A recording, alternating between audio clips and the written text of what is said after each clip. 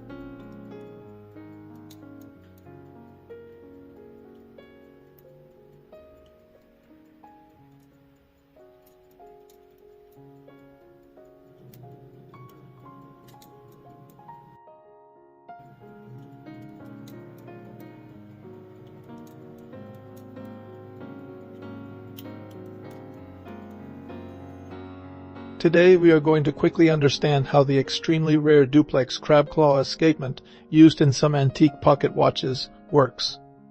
It is called duplex because each tooth on the escape wheel is responsible for two distinct actions in each cycle of the balance's oscillation. This mechanism is named crab claw because of the special shape at the end of the balance staff. This double claw is responsible for controlling the entire release of the escape wheel. Unlike common escapements, the crab claw does not use an anchor or pallets. Here, the balance interacts directly with the escape wheel. When the balance oscillates, one of the claws releases a tooth on the escape wheel.